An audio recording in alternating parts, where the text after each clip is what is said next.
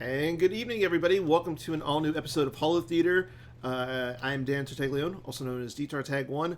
Joining me tonight, we have one movable player and one not-so-movable player. But we have, first of all, we have the current San Diego Grand Prix, the San Diego Super Open. Sorry, I'm so used to calling it the San Diego Grand Prix at this point still.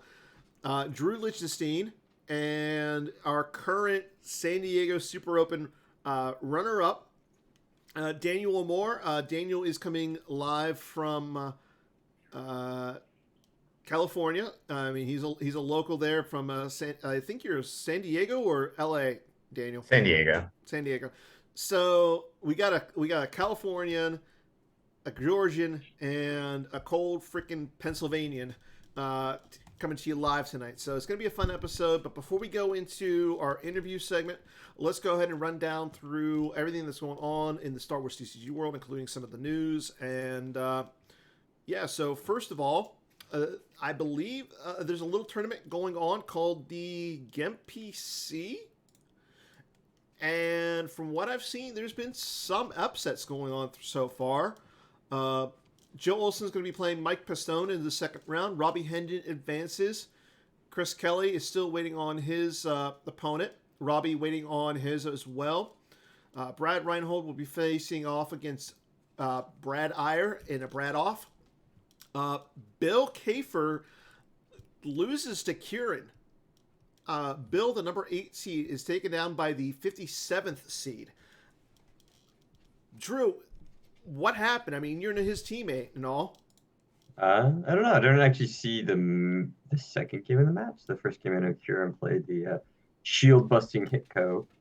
It's a real deck. I mean, it is a real deck. It seemed gimmicky, but it actually, Hitco demands that you pull a decent amount of shields against it to begin with, so you just have that advantage. But if you can't find a cold peak fast enough, it can challenge. I do agree, Mike. Saying that Kieran was the 57th seed is a travesty.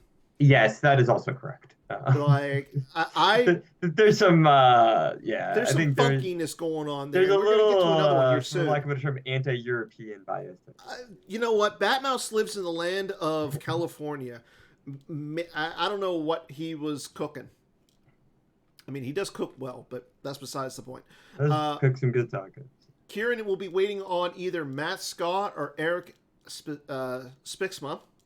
Ryan Jelson will be playing against E. Spangler. I'm sorry, I don't remember your full names, sir. Sam Tashima versus Kendall Hallman. And I know they played last night. It was a great game. Seeing Sam come back to win that was phenomenal. Your teammate and close friend, Mike Kessling, will be playing off against V's. And current Holotheatre viewer, apparently.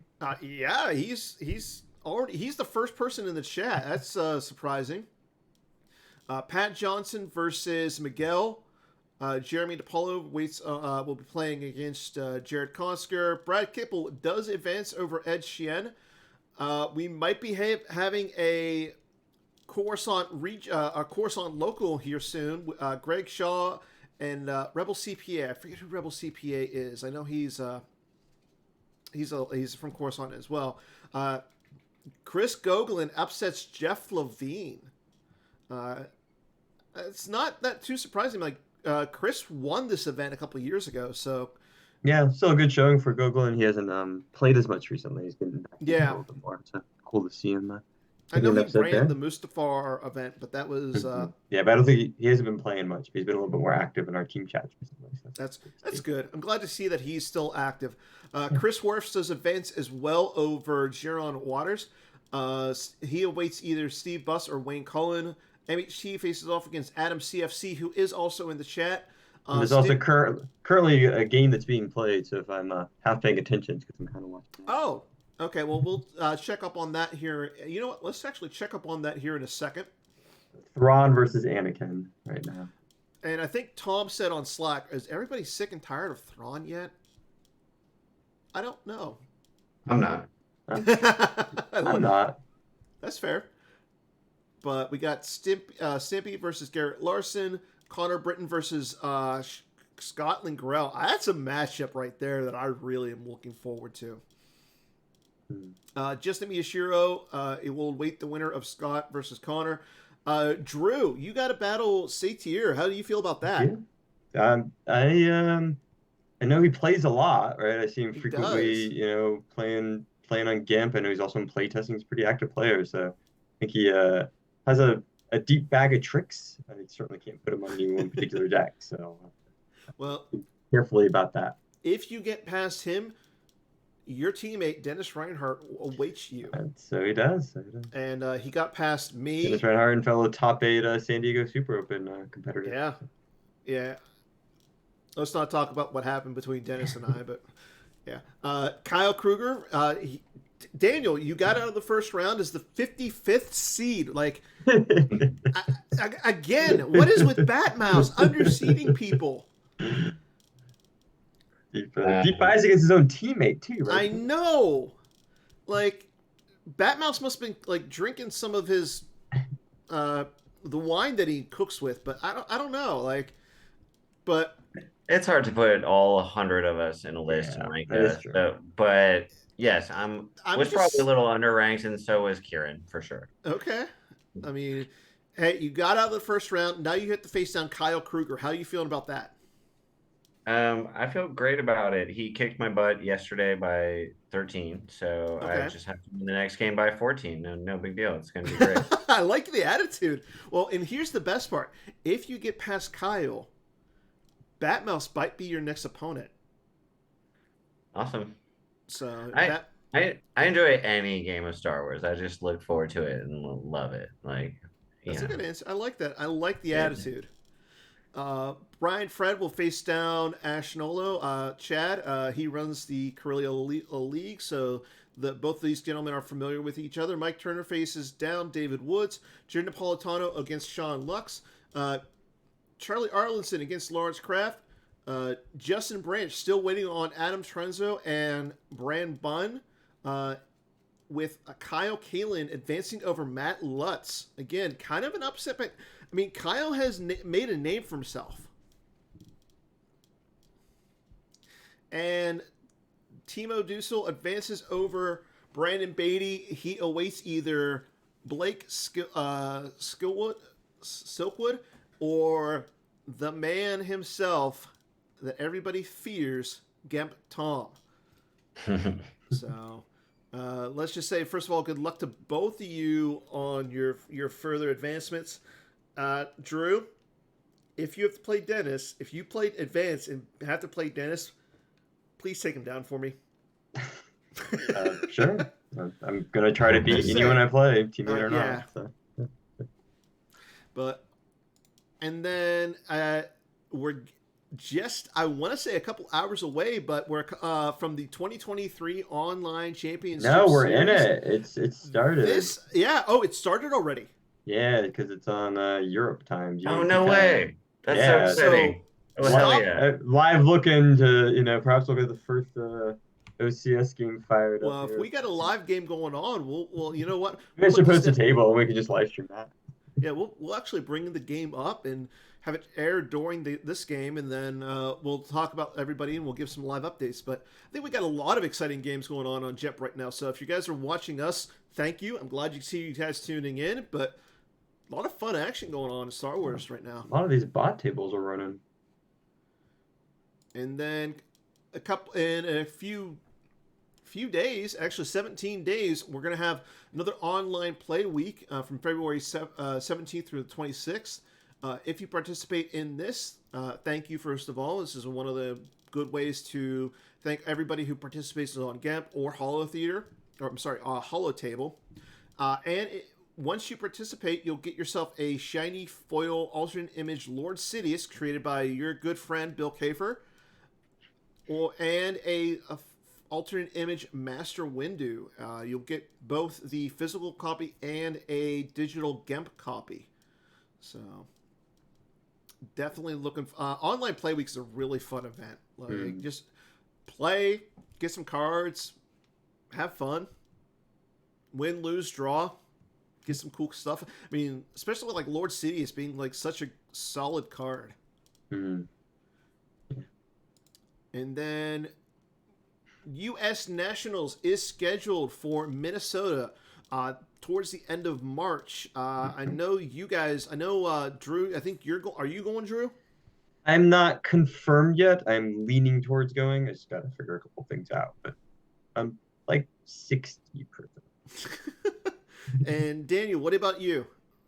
I will not be attending any more live tournaments this year, unfortunately. I just had a newborn. I was really lucky to be able to go to a major because it was in San Diego, so I negotiated it 6 months ago. See, that's what I mean. I like that. Like, I know that you got like the fact that you're putting family before a hobby is really great and it's really commendable.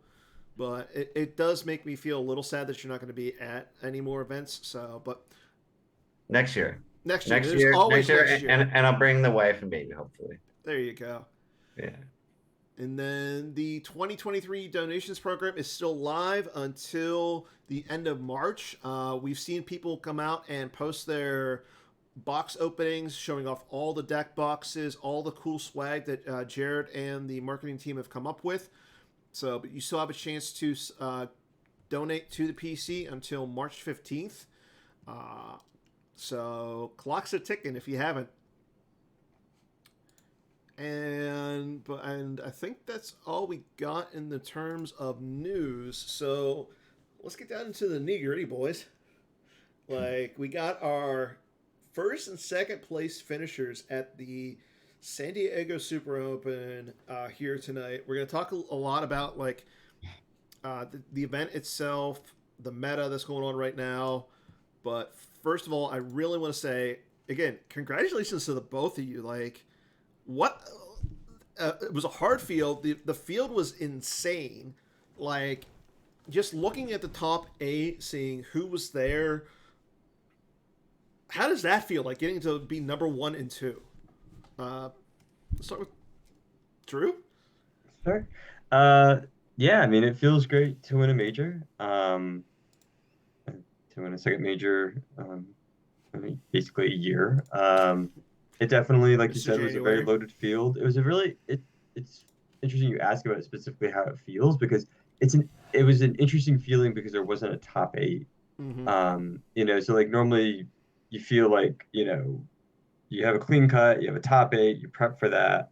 But like the prep instead between like, Saturday to Sunday was a lot less kind of like focused. It was sort of like, well, this one deck I played, I felt pretty good about. I guess I'll throw it back. This other deck didn't feel as good about. I guess I'll just switch to another deck. But like, it didn't really like sink in that as soon as I finished game 10, I was jumping to final confrontation, especially because later, but like, I've lost game 10 to Daniel.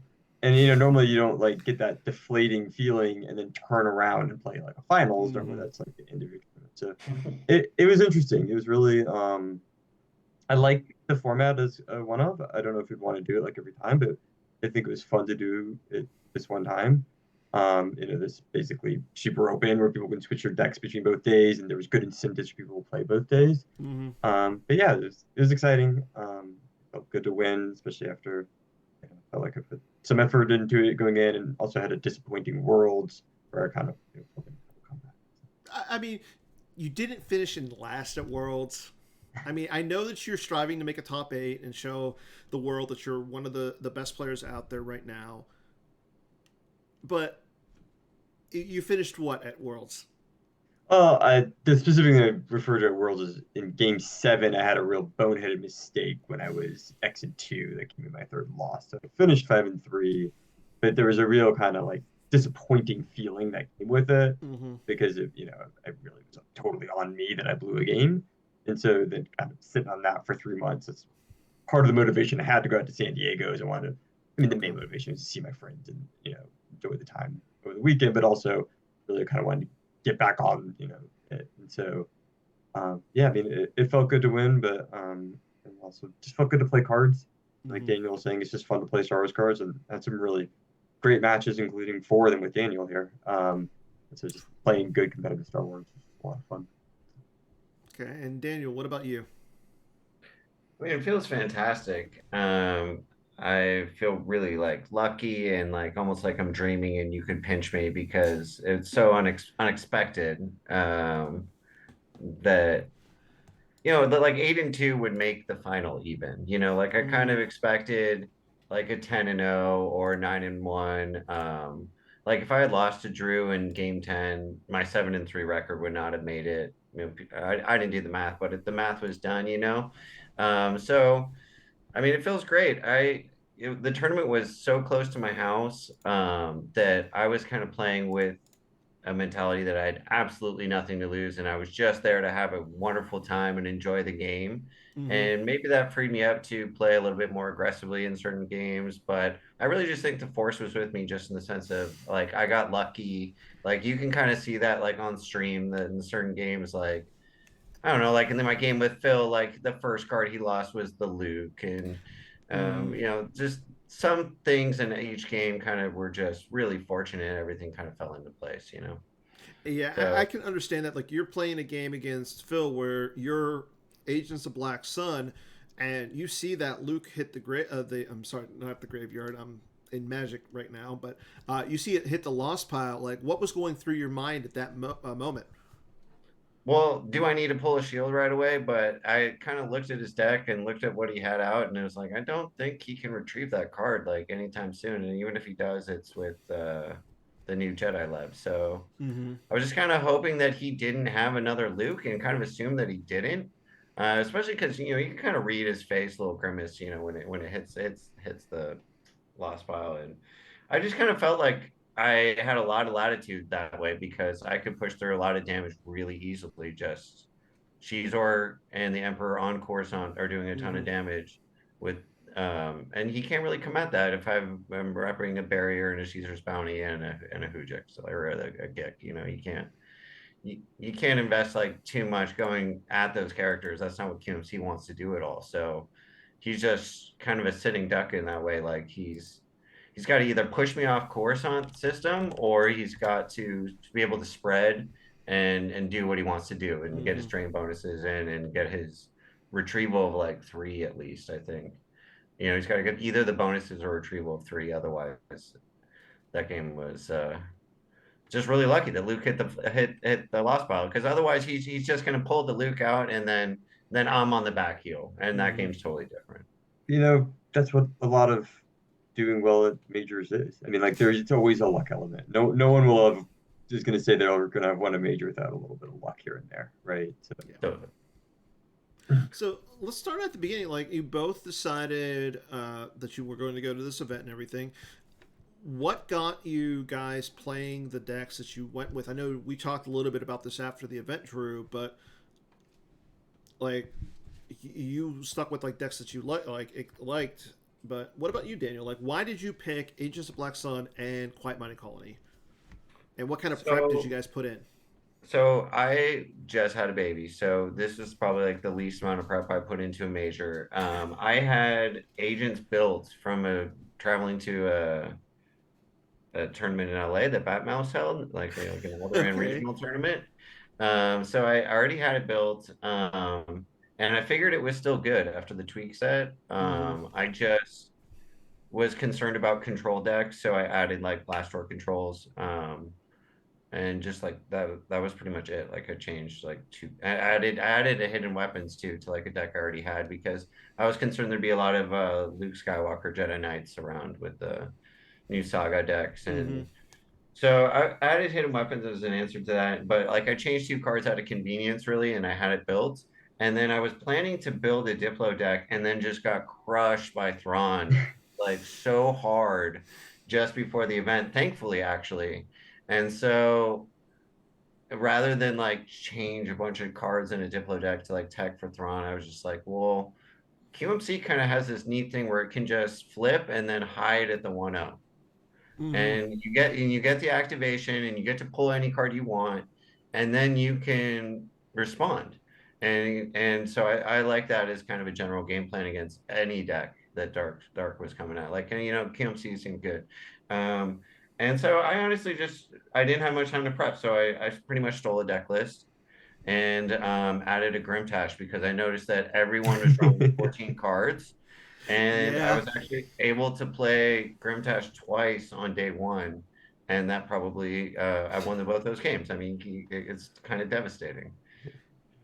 Yeah, like I like the addition of the Grimtosh. I mean, with the new thrown back and drop shields, I know a lot of people were not considering them as threats, but being able to play it twice on day one had to feel kind of good. I was laughing because we had this exact same conversation actually with Greg for his day two deck, his light side deck. It's actually we just literally couldn't find the card that we wanted, the 60th card we were gonna swap in. I think it was Strike Force. It was like some random card no one randomly had. Like, oh, we should play for 60th card. I was like, why not just a Grimtosh? Like, and Greg was like, well, is Grimtosh that good? And no idea, like, do people? I'm like, if you ever Grimtosh someone, it's good. Period. Like, it doesn't matter, like, what the like matchup or situation is. Like. I mean, the fact that people might flip tables over one card says something about that card. It's so funny that Matt Wadden's a table flipper too, because after hanging out with him this weekend, he's such a chill dude. It's weird that he would flip a table. I'm really glad I didn't know that story because I did Grimtash Matt Wadden. I know. We saw that on stream, and I forget who was doing commentary, but the stream lit up and was like, "Will we see a table flip?" Well, I mean, thankfully, it seems like Matt has chilled. So we did it, but I mean, just the aspect of it being the response would have been great.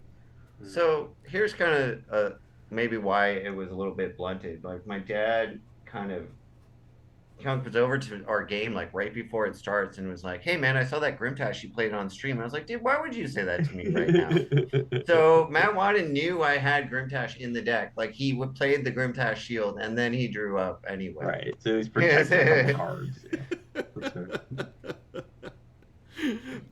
Don't you just love it when like parents do that? Yeah. I mean, yeah, he's done it before, but but I mean, the guy's 70. I got to cut him some slack. Thank you. That's right, Carl.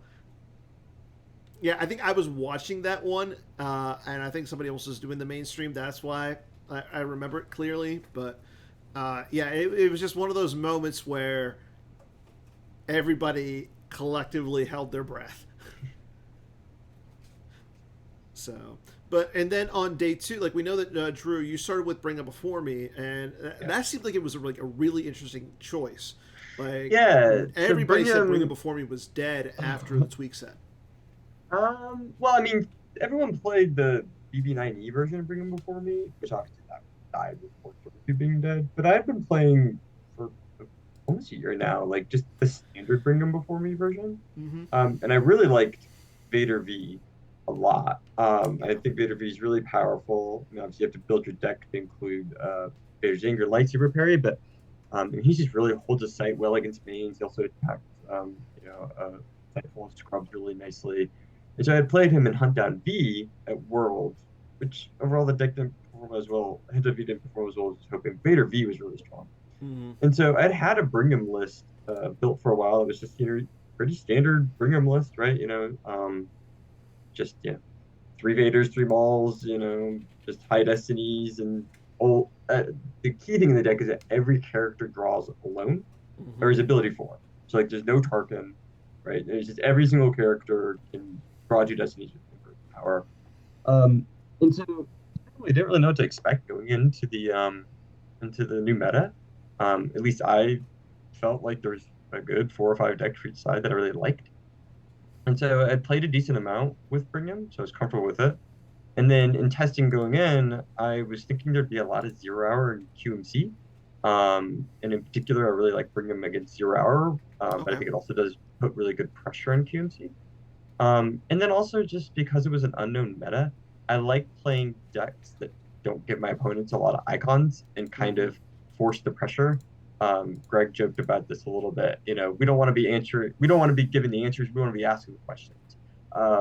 So I, for both sides, went with decks that were just giving up 1 icon for day 1. Brigham was a more known quantity. The Anakin list was definitely different.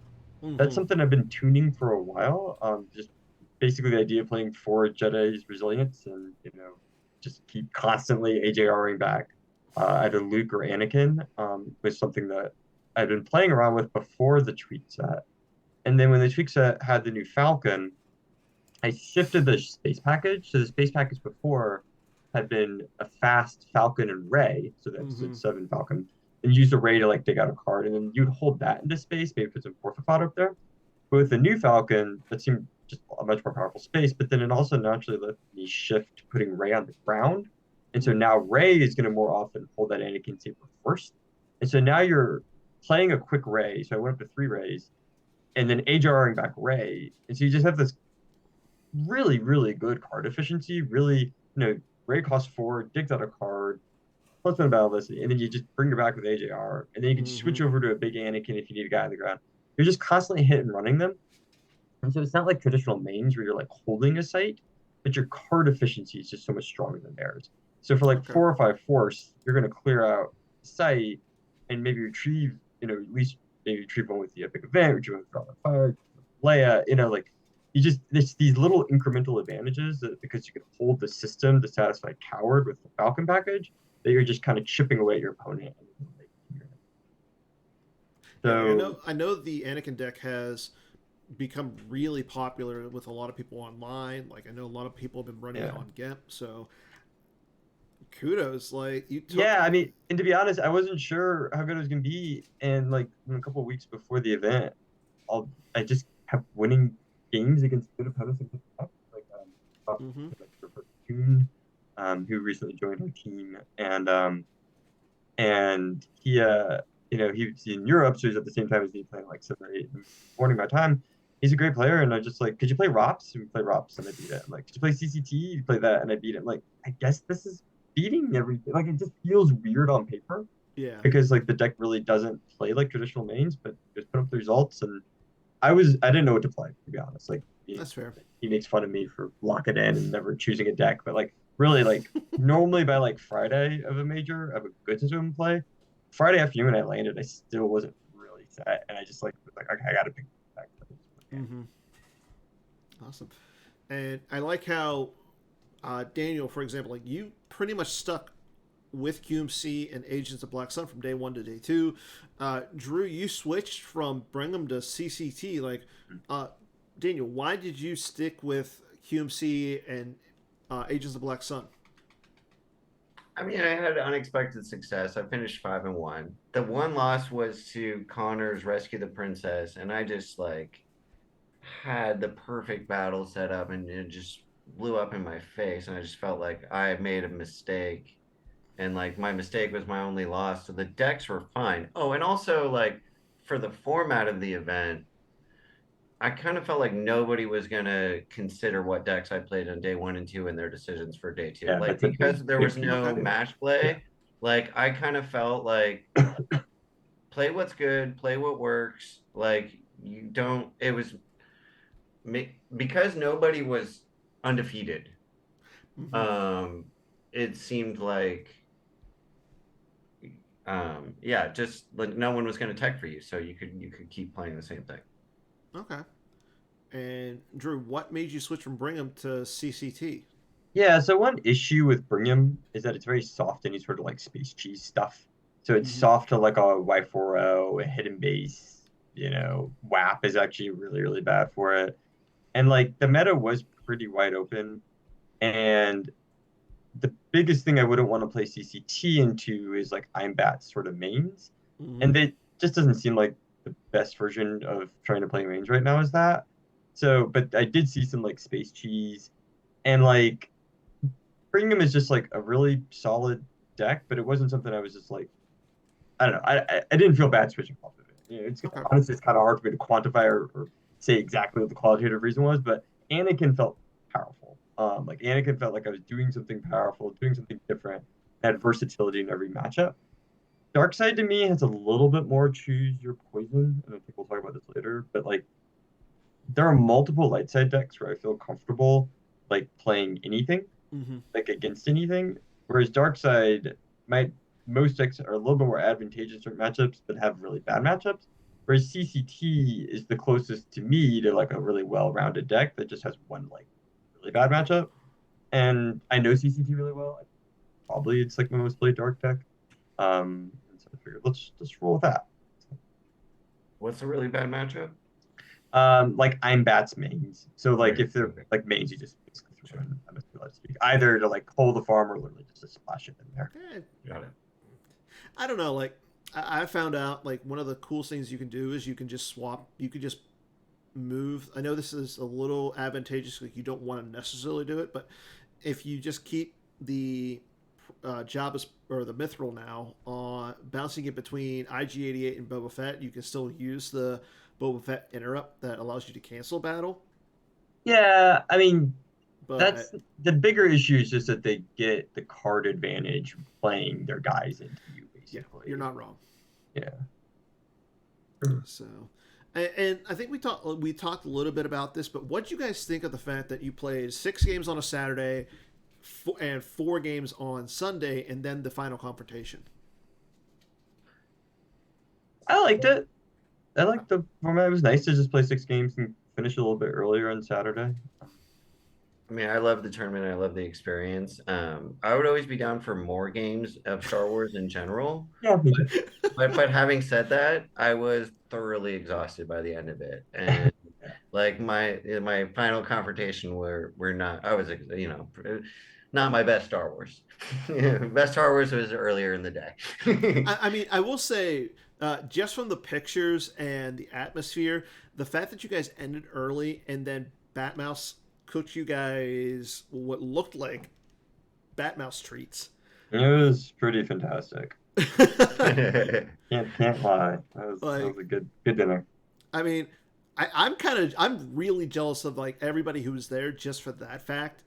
I mean, I would have loved to have been there to hang out, maybe not necessarily play because like I'm clearly not on the top of my game right now. But just the fact is like everybody's hanging out, everybody's a little. It seemed like a lot of people were more relaxed on the Saturday afterwards, from what I've gathered. Then everybody's going back to their room Saturday night, trying to prepare for a top 8. Like, I mean, were you guys going into Sunday a little bit more relaxed? I was just dog tired. I felt like that. I was really excited because I kind of figured that unless someone was undefeated, being 4-2 after day 1 meant that you had a chance in day 2. Mm-hmm. Yeah. So I was just happy to be alive, and yeah, being 5-1 still meant I had to win out, like pretty much, or like still go 3-1, or still really really hard but doable, So. Mm-hmm. And what's interesting is, like you said, that you alluded to that you ended up going 3-1 on Sunday. You beat. I know that you beat Drew once, and then who else did you win against? The second day, I beat Phil and Cal, and then I played Drew twice, and I beat Drew once, yeah. And then Drew, you went smacked me in the finals, and I think you also went 3-1 on day 2. No, I went 2-2. You went 2-2 because I was that's right. So I split games with Connor, and then I split games. Yeah, I played 2 games against Connor and 2 games against Daniel. I mean, that's a little. I played rough. In 10 games. I played 6 opponents. 2 games against Greg, 2 games against Connor, 2 games against Daniel, 2 games against Phil. Yeah, that's rough. Yeah, I played second, third, and fourth. So one of the fortunate things about my run, and this is like no disrespect to anybody that I played, was like there were some huge names at that tournament that I just happened to completely dodge. Like I didn't play Joe, I didn't play Kessling, I didn't play Shaw, and that's just a few. Like there's a ton of good players there, but like for some whatever reason we ended up being paired in like opposite sides. Like I played Drew twice, and Drew had that experience of playing fewer opponents. Yeah. It was a small event, right? It's 25 people. Go. 25 people over 10 rounds. You're going to get kind of wonky pairing. So let's talk about the final confrontation. So Dan, you went into that one with the higher seed. Again, you were playing QMC and Ages of Black Sun. What made you go with Black Sun over the QMC first? Well, that was the game that I had won. uh, so I figured I'd get off to a good start and feel good about it, and then like rather than the other way around. But looking back on it, I got really fortunate to beat Drew at the end there. I think Chewie ended up like mistracked or in his lost pile, and he just couldn't come at me in space in that game. Mm-hmm. Whereas in the final, he got all the pieces together and just kind of blew me off the system, and that was that. And then game 2 was the QMC versus CCT match. Again, that was essentially it was like a replay of you guys played earlier in the day. Like, how were you feeling about that matchup? Like, what I didn't get a chance to watch that one, but what happened in the first matchup between your QMC versus the CCT? It's a lot closer. Yeah, it was a close game the first time around. And QMC versus CCT is gonna be very close. I mean, it's a very grindy matchup. We're both kind of control decks, and so obviously in the finals it's a little bit different because being up by 20, Daniel has to take more aggressive lines, which I think actually honestly Daniel did a great job. I mean, like you took exactly the right lines those first couple of turns to try to put pressure on. In the Swiss, I won we went to time, and I was up like 7-4 or 5 on life, and I think if we played it out, I was going to win by like 1. Kind of one of the big differences that you probably saw on stream, Daniel emphatically did, is that he didn't grab Imperial Artillery, and I was actually like 2 artilleries. And so that was doing a lot of ping damage in the game. He played artillery. Very excited to grab that card. You know what? I like the double artillery over the You'll Be Dead. I know a lot of people like will play the You'll Be Dead for that constant pressure, but when you have a trackable 7 like that, it just feels kind of good. Yeah. I mean, Yes. I took your CCT and played it against Dennis in the GMPC, and I feel ashamed for playing your deck, Drew. But yeah, so the Swiss was close, and then obviously finals was just a little bit different because of the differential. Okay. Well, again, I mean, congratulations on both of you. Like, it was a hell of a tournament, hell of a run by both of you guys. The finals, I mean, I know, Daniel, you said like it wasn't your best Star Wars, but it was entertaining. It was great. I mean, I couldn't have asked for anything else. I appreciate that. I'm glad. And Drew, you're Mr. January at this point. I guess, yeah. Like, next year, are you gonna try and go 3 for 3 wherever the next January tournament is? Certainly, if I'm able to attend a major, I'm gonna try to win it. But who knows? I mean, yeah. So, well, now we're gonna have to get the tournament committee to schedule either in San January Diego. in Atlanta. We should try to do warmish weather places. There you go. I mean, maybe we should do like a January, just a winter themed event, not necessarily like a San Diego Super Open, but like a rotating winter tournament for all the warmer the states. So, yeah, because I know that you were at the NPC last year. Did it feel better going to San Diego this year or to New Jersey?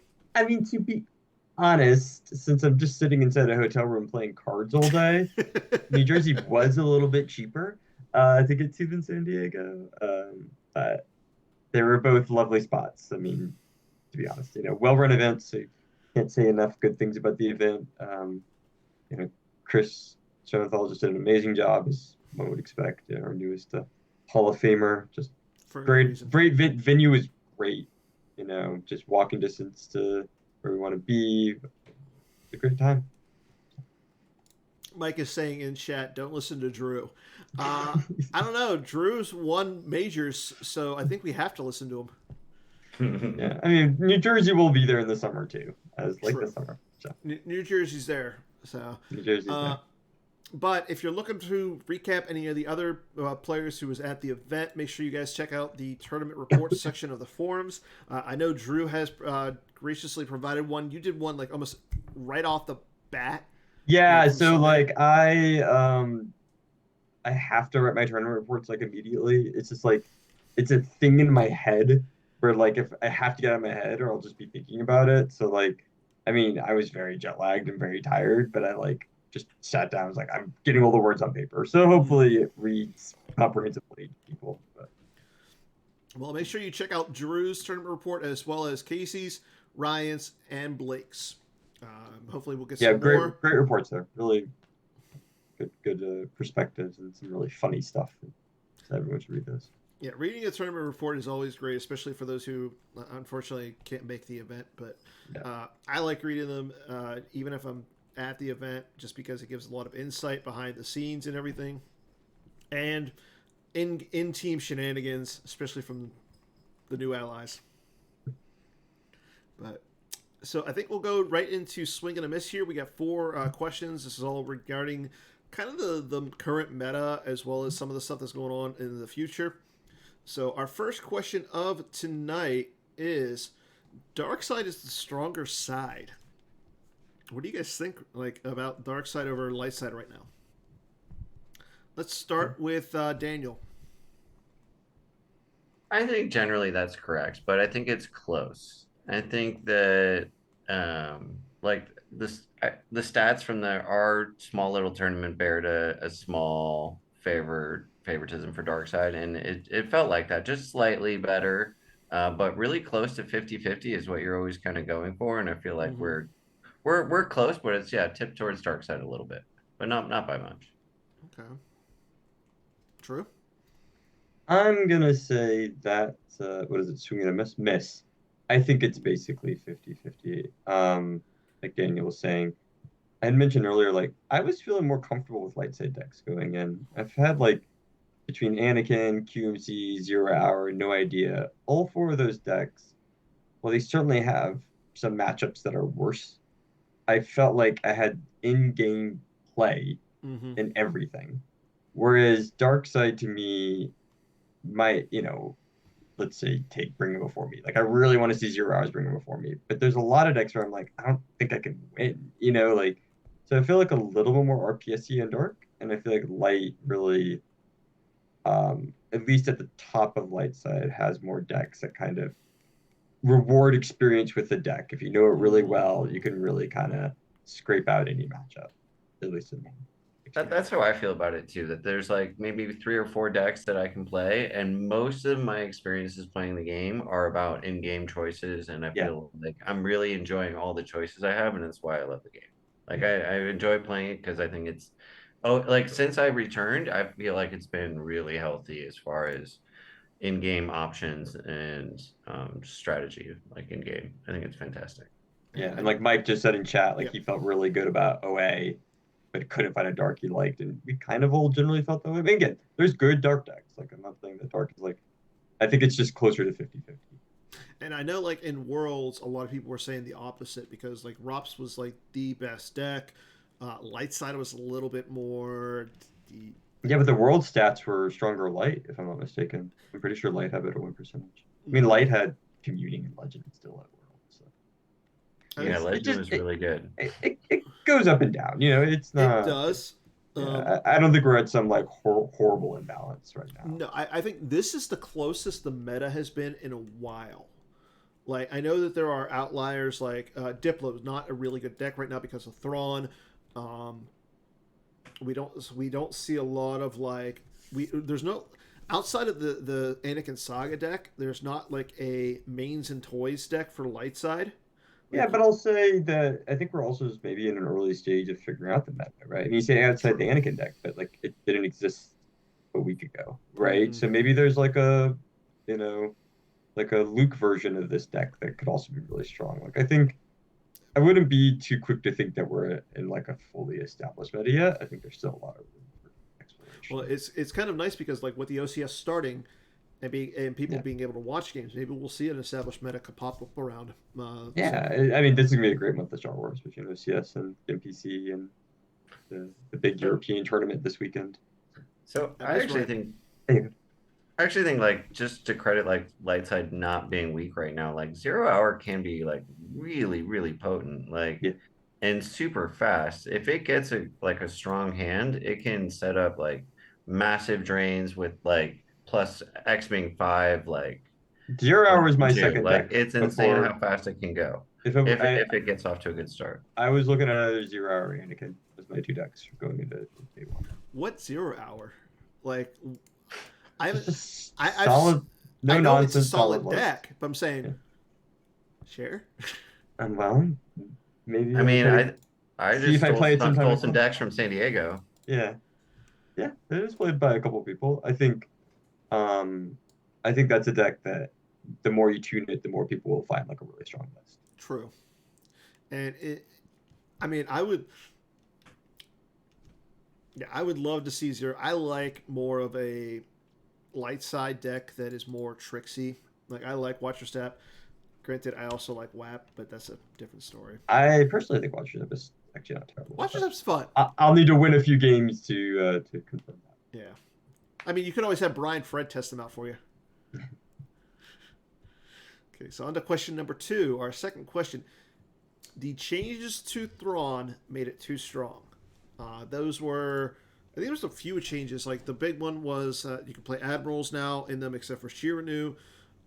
The system now loses the light side Yeah, icon. it's like course on AOBs basically. Yeah. It loses the light side icon. If you have a Thrawn, if you have an admiral there, it gains it. If light side controls it, and then I believe the one site can download Price. Governor Price now. And was there anything else, Drew? Both Both sides of the objective. Both sides you could download sites, which that was the best change. Like that was fair. Yeah, we really should never make objectives. But okay, let's start with Drew this time because you're on D&D. What do you think? I think it's very close, but I don't think it's too good. I think it's like a strong tier 1 deck. Mm-hmm. I do think it's tier 1, but I don't think that it's oppressive, and I don't think it's too powerful. I think the more that people play with and against it, they're gonna see the weaknesses more. So I think in particular, like it's soft to go wide stuff, right? So like an important thing about it, like it comes out, so it's like Space Hunt down to something, right? Like it comes out really strong, it does a lot of damage very quickly, but like it puts cards into play, it puts locations out, and it does give other decks opportunities to spread. So Thrawn was kind of the second deck that I was considering, but like we spent a lot of time preparing a Thrawn list, and actually Greg played it on day 2. I never felt comfortable with it against like a QMC or against like a no idea. And honestly, I don't think it's really that great against mains either. Like it's interesting because it's got a lot of power and it's everywhere right now, right? Everyone's seeing it all the time in every event. And so, but I don't think that necessarily is going to translate to big results, but it is something that we're watching, right? I mean, definitively, we know it. People are talking about it. We know it's getting played. Let's see a couple months of data to see where it's at. So we'll see. I think if one thing had been discussed, if you had to change one thing, I think the exclusion text is not the problem with the exclusion text is kind of a negative play experience that you can't lose off the top against it, basically, because stacking a 3 or 4 is really bad. I think the strategy of what to stack is interesting. I think we could maybe, if something had to be changed and it proves to be too good, the exclusion text should probably be like a game text cancel. And then like the 0 to 2 should maybe be a little bit stronger. Then maybe I'd suggest like cancel immunity plus an attrition, like attrition plus 1. But let's see. I don't think it's gonna be, Shadows from 2018. But could be wrong. Okay, Daniel, what do you think about Thrawn? So it's hard to disagree with Drew. That was really thoughtful. But the one thing that I would disagree with is the comment about the 3/4. I noticed that can actually be double-edged and can be actually a benefit to light side. Because they get to pick which character gets excluded. That means that they can't be cleared from a site. Right. You know, for like control decks and like celebration, it can actually be very double-edged. Yeah. And like in space, for example, they assume, oh, there's Yoda, Keeper of the Force on the ship, so there's only going to be one Battle Destiny, and then you exclude Yoda, and they don't have enough in reserve. That's stuff like that has happened before, where like, you know, or you know, you just the fact that you get to pick, you can take the scrub off the ship, and it's not that big of a deal. It's maybe better to keep your immunity. I'm just saying. That leads to something else that I do really like about Thrawn. To mention real quick, it's really interactive, right? Yes. Like it is an interactive. Yes, it feels bad that you like can't fight that Thrawn Chimera initially. That's unfortunate. But like, there's so much back and forth with it. Like, it really does feel like you're playing chess against Thrawn. Like, I don't know. Like, at least it's an It's not like an ISB. And that 3 or 4 example that Daniel just put out is a great example of it, right? Like, and I'll tell you a deck that actually has a good, I wouldn't say a good matchup, but a fair matchup against it. Watch your step. Sure. Because there's a lot of locations in play. Like the deck. You put a lot of locations at play. You can have the ability to, as a Watch Your Step player, to run around. If they're playing with a card called I'll Take the Leader, they get the added immunity to attrition. And then the other thing is, being that they're mostly playing starfighters, even if you have the Imperial Command to limit them, they can just play All Wings and Dark Later Spin to get that Destiny back, and it might be a 6 or a 7 off. Yeah, and just the biggest thing is just the overall strategy. There's 5 systems in play, so Thrawn is not going to bully you off of all those systems. Yeah. And then a weakness with Thrawn is like, you know, you could just drop a dude alone to the Cantina, you know. Yeah. And you know, the problem with decks like Thrawn is like there's not space in their 60 cards to have an answer to Rebel Barrier and Blasted Orchid. You know, like tricks are live, right? So I mean, we'll see. I mean, to be clear, we're watching it. Like, we know that perhaps some concerns could be good, and let's see it if it is good, for sure. I mean, Rescue the Princess, decks that stay inside where the main force of Thrawn is based on walkers. Right. Just something to look at. On to our next question, and let's start with Daniel on this one. The changes to Skywalker Saga made it too strong. And not necessarily just the changes, but a certain blue card that got released with the tweak set. The blue card? The Falcon. The Falcon. Oh, the Falcon. Too strong. I mean, it smoked me in the finals. But I think that had I just been a little bit more thoughtful, I think that the game plan of waiting for the Falcon to be deployed and then going to the other system that's too far away for the Falcon is the way to handle that. Or I wish I would have handled it in the finals.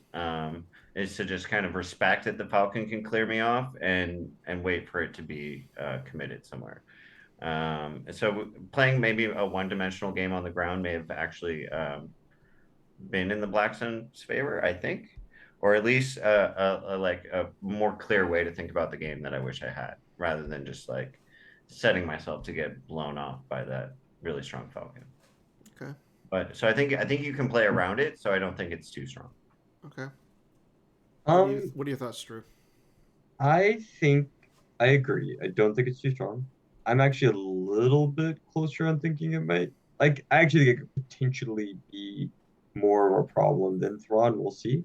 Just because of the previous conversation we were saying, like, the efficiency of infinitely being able to AJR back, especially like Rey, is annoying. Like, that's just really strong card advantage. Yeah. But you know, it has a very limited character base. It does have some bad matchups. Like Map is really bad for it because they just can block all your shots and grow up with their sight and system. And like Daniel was saying, there's like you learn when you play against it. So again, I don't think it's a deck that's like just doing this very specific negative play thing, but it has a lot of little advantage. You know, it gets whole space package from deck. It gets 3PO on its 2-0. It gets to keep recurring Rey. So, and the activation. I personally, the activation, you know, it's standard mains activation. I mean, right? I mean, think about this though. Like, you're getting it's what, 5 on Yeah. turn 1. You get 5 on turn 1, and then you that's get to pull a better 2/1 than, guarantee. Well, I mean, that's better than what Throne Room was. Yeah, but I mean, throw it first. But regardless, it's got a lot of pieces and things that are strong in it. Mm-hmm. But I don't think it's too good, but I think it is probably a top deck. So I mean, my biggest, I liked the change when it was made. The whole your lightsabers can't be stolen. I think that was a way to deal with it, like being able to steal the Anakin saber and then forcing the light side player to be able to respond to it, or forcing, like. Yeah, except there wasn't actually that I didn't mind as much because there's not real counterplay because that goes to the dark side player's lost pile. True. So it's not like killing Grievous gave it back to you. Yeah. I mean, if you could kill Grievous and then get it back, that would make more sense. Being like, you don't kill a guy, and I mean, you got to loot the body. But yeah, I mean, I think overall it's a top deck, but like Daniel was saying, I think as people play against it, they'll see some counterplay, and we'll see what goes from there. Okay. Well, we got one last question for the night, and unfortunately, I think we alluded to this a little bit earlier on the show. Daniel and Drew will both make will both top 8 another event this year. Drew? I mean, I'm hubris. I can't pick myself to do that sort of thing. I feel confident about Daniel making OCS top 16, and then just got to win a match, and he'll top 8 that, or he'll come back against Kyle. So Daniel's doing it. That's my goal. That's my goal. That's a good goal. That's a really good goal. I feel like Daniel's got a good run in him in OCS this season. I was one game off last season. Oh, you were just one game off last season? Yeah, Kessling snuck in for the yeah. And here's the well other deserved too, because I played in that last month too. And if you're able to come back against Kyle Kruger, you might have a run in the Gen PC. I see Daniel's going.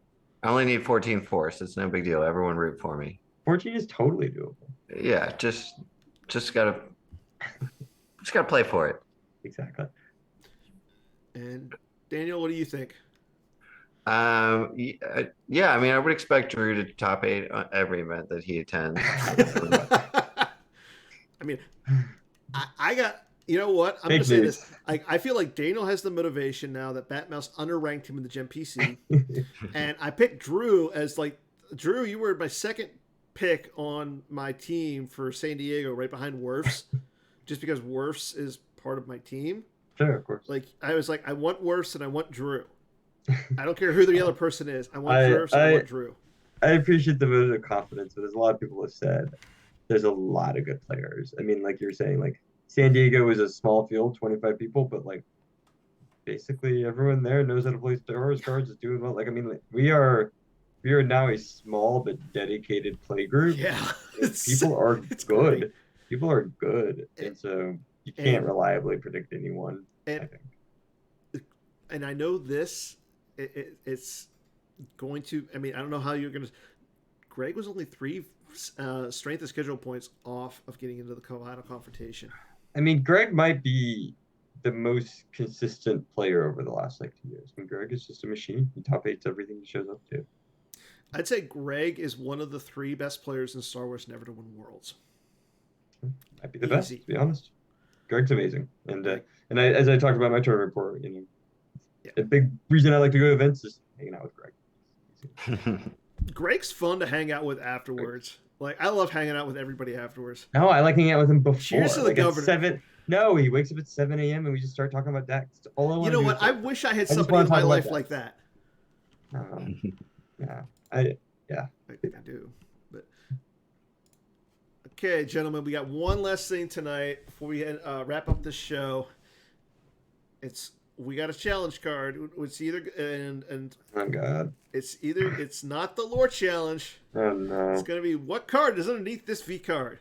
Oh no, if it's my deck, it's a magic card probably. So being that my deck for playtesting, not in the event. So I'm going to show up a card on the screen. You both you're going to work as a team here. You'll have 30 seconds, and I'm going to, you know what? We're going to up it. 45 seconds. I'm feeling good. I would vote 5 because I'm not going to know it, period. But hopefully Daniel's got You might. a deep knowledge base here. I have faith in half of you. I mean, if it's a good card, there's a chance. Okay. Okay. Also, we got to think of puns. Really, So let's just it's focus on gonna be puns. 45 seconds, and then I'm gonna need an answer. If you both win, if one of you gets it, or you can win against a team, you can guys just say, you know what, screw it, I'm just gonna guess. And say Drew, you just guess. Daniel, you say no, it's gonna be this. As long as one of you gets the correct answer, you both win, and everybody's happy. So 2 guesses. Yeah, I'll give you guys 2 guesses. Yeah. So the card is. Oops, wrong one.